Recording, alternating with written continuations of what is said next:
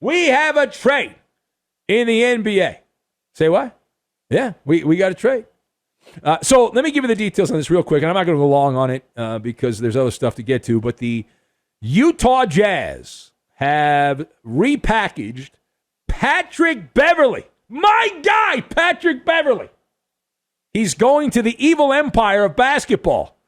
The stain on the NBA logo. The Lakers. Now, that trade's not done as we're talking right now, but it's all but done. And we're told by the time you probably hear this, if you're listening on the podcast anyway, not the live show, the trade will work this way. The Lakers will send someone named Talen Horton-Tucker and someone named Stanley Johnson to the Jazz for Patrick Beverley, who was an iconic Clipper and helped the Minnesota Timberwolves to the greatest play-in championship in NBA play-in history. So let me give you a mini Maller monologue on this. The question, as we discussed, what is your initial reaction to Patrick Beverley going from the Jazz, who he never played for, to the Lakers? So I've got on this one cacophony and Trojan. And we'll put these together, and we're going to make some glue, because this is the glue guy, after all. So, listen, Patrick Beverley, I'm happy he escaped the Jazz. You want to see a guy like Patrick Beverley play on a team that gets some attention. And the Jazz are going to be morbidly bad this year. They're likely going to trade Donovan Mitchell before the season. They've already gotten rid of Rudy Gobert. It is a dumpster fire in the Great Salt Lake. So the glue guy gets new life. And I'm not taking back what I said, that he matters. I believe that to be true, that this is a player that has some name brand value. But part of trades, and a big part of trades, I think we can all agree on this, every man, woman, and child, it's playing the match game. And when you play the match game, it's got to be a good fit. This is a match made in hell. Patrick Beverley on the Lakers. Can you say square peg, round hole? Yeah, I think you can. And let me explain why. Listen, Beverley, while he matters, and certainly for my purposes, he's great as a talk show host, he is an aging role player. He's 34 years old, and I believe he's in the last year of his contract. That means that he wants to get another contract. Why wouldn't he? So he's got to put up some numbers. And if he doesn't put up numbers, the contract value is going to go down. Now, is it true that Patrick Beverley is going to be at loggerheads with Russell Westbrook and LeBron James? And on that one, I am nodding my head yes. Can you say upheaval? Can you use the word turmoil in a sentence? How about bedlam? And, hey, I'll be here with a big bucket of popcorn to watch the show, but you got too many alphas. It's a tinder box, and it's raining lighter fluid.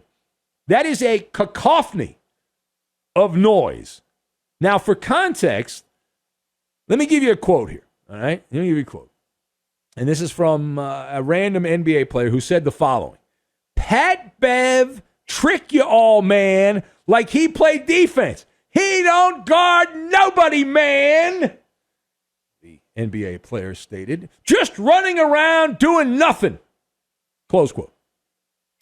All right, was that NBA player A, Jason Tatum of the Celtics, B, Steph Curry of the Golden State Warriors, or C, Russell Westbrook of the Lakers? Ding, ding, ding, ding. You got it right. It's Russell Westbrook. Who's his team? They got to trade Westbrook, right? They got to trade him. They got to trade Westbrook. For this to have any chance of working, the Lakers have to get rid of Russell Westbrook. So they're going to have to give up more first-round picks. Now, part B of this, why am I happy? Why am I happy for the Laker lapdogs? Okay, I'm going to explain why. It is going to be hilarious. It's already been amusing to me. It's going to be even more hilarious to hear the historians heap praise on Pat Bev. Now, I have been bombarded, if you listen to the show on a regular basis, by a couple of historians who work on this show, Roberto and Kupaloo, who have taken every gratuitous cheap shot they can at Patrick Beverley. Overrated, can't shoot, this, that, and the other thing. And now these are the same people who will be singing from a different song sheet. Slava, Slava, Slava for Patrick Beverley. All because of New Laundry. But the smart money is that Patrick Beverley is going to end up a Trojan, but not a USC Trojan, a Trojan horse, all right? A plant. It's like when Eddie on the game shows we have, when Eddie plants Justin in Cincinnati or Anthony in Anaheim to sabotage the game shows. It's the same concept. Like, Beverley is a volcano, and he's going to have molten lava all over the place there in purple and gold. He's guaranteed of erupting multiple times. All right, one final point. So I also had heard for the last year and a half that Talen Horton-Tucker,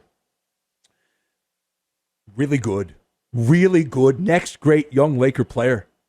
Watch out. Buckle up. THT. Might as well call him TNT, but THT. 22. Oh, my God. Defense. There were comparisons to the next Kobe Bryant. You've just traded him to the Jazz. There you go. Good luck on that. Now he's going to Salt Lake to hang out there. The spin. Spin.